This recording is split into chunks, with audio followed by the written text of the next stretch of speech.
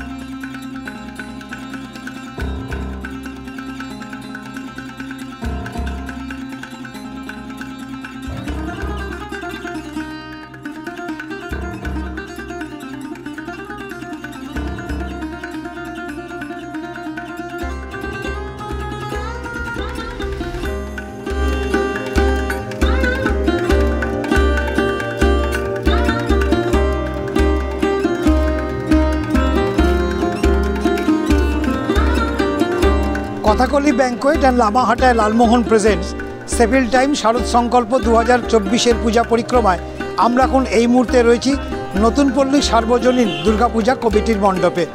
মণ্ডপের এবারের থিম একই সূত্রে বাঁধিয়াছি সহস্রটি মন। আর এই সহস্রটি মন বাঁধার জন্য যে কাজ তারা ফুটিয়ে তুলেছেন তার মধ্যে প্রধান যা ব্যবহার করা হয়েছে তা হলো সুতো। গত 3 মাসেরও বেশি সময় ধরে এই মণ্ডপ সজ্জার কাজ চলছে দফায় দফায়। অপূর্ব এই মণ্ডপ, সে বিষয়ে কোনো সন্দেহ নেই। মূলত তারা যে থিমকে সামনে রেখে মণ্ডপের এই ভাবনা নিয়েছেন সেখানে একটা বড় ভূমিকা নিয়েছে সুতো।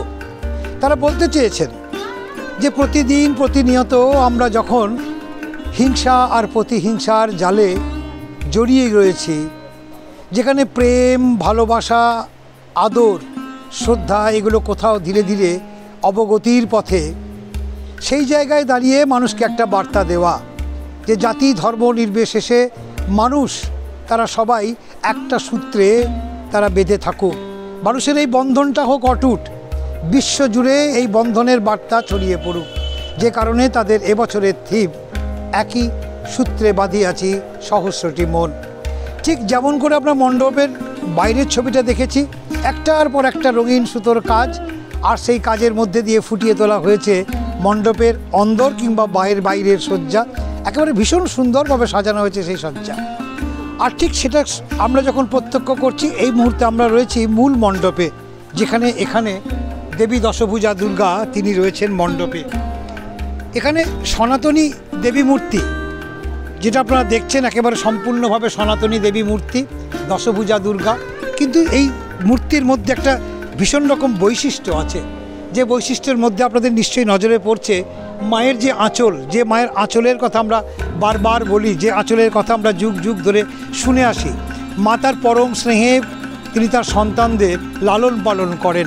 আমরা অনেকেই বলি যে মায়ের এই আঁচলের স্বাদ যে না পেয়েছে তার কাছে পৃথিবীটা ভীষণ শূন্য। যে কারণে মা তার সন্তানদের আঁচলের আওতার মধ্যে রাখতে চেয়েছেন, সেই ছাউনির মধ্যে রাখতে চেয়েছেন, সেই আঁচলটাকে এখানে তুলে ধরা হয়েছে। এবার আমার সঙ্গে রয়েছেন নতুন পল্লী সার্বজনীন দুর্গাপুজো কমিটির একজন কর্মকর্তা। আমি সরাসরি জানার চেষ্টা করব যে তাদের এই যে চিন্তা ভাবনা সেটা দর্শকদের মনে কতটা জায়গা পাবে। হ্যাঁ, আসলে আপনি তো পুরোটাই বিশ্লেষণ করলেন যে কিভাবে আমরা জিনিসটাকে ভেবেছি। আমরা সুতোটাকে ব্যবহার করেছি মানুষের মনের সঙ্গে মনের সংযোগ, যেটা মানুষের সঙ্গে মানুষের সম্পর্ক গড়ে তোলে, সেই প্রতীকটাকে সামনে আমাদের এখানে সংযোগের প্রতীক হচ্ছে সুতো। আমরা যেটা এককের ইউনিটের কাজ করছে। আমরা যেটা প্রত্যেক বছর একটা আমাদের উদ্দেশ্য থাকে যে মানুষ এলেন, চারদিকে খুব সুন্দর আলো, মঞ্চ খুব সুন্দর করে সাজানো, আমাদের রাস্তাটা খুব সুন্দর করে সাজানো, প্রচুর আলো দেখলেন, প্রচুর সাজসজ্জা দেখলেন, মায়ের মূর্তি দর্শন করলেন, চলে গেলেন। এটা একটা পুজো হয়। কিন্তু আমরা প্রত্যেক বছর চেষ্টা করি যে সমাজকে, মানুষকে একটা বার্তা দেওয়ার।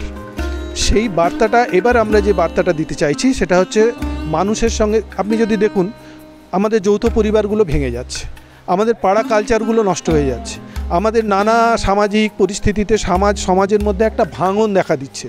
আমরা এবার মানুষকে একটা বার্তা দিতে চাইছি যে ভাঙন কখনো সমাজবদ্ধ প্রাণী মানুষকে ঐক্যবদ্ধ রাখতে পারে না।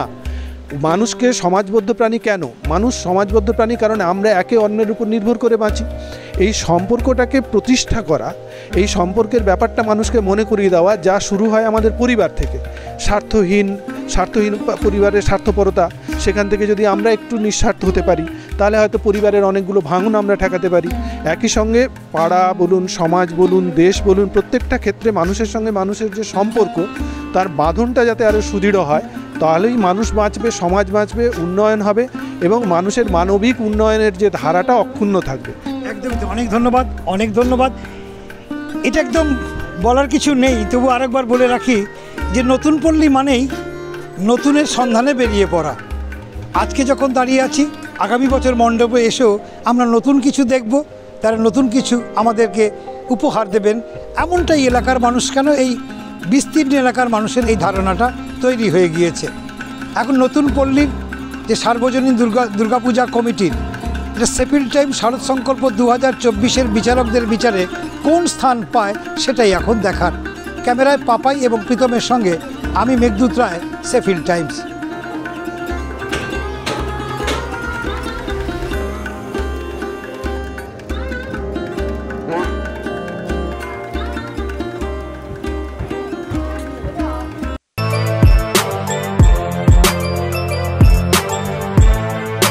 এখন অনেক বড় শ্রী লেদার্স, হাওড়া ময়দান।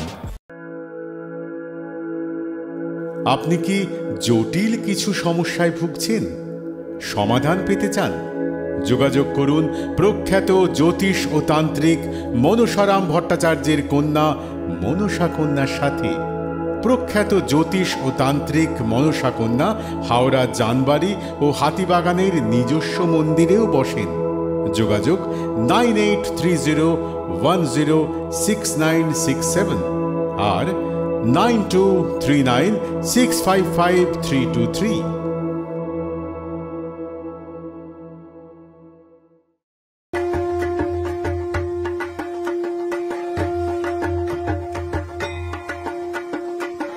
আপনি এবং আপনার পরিবারকে পুজোর সাজে সাজাতে সেজে উঠেছে শিবপুর গীতাঞ্জলি।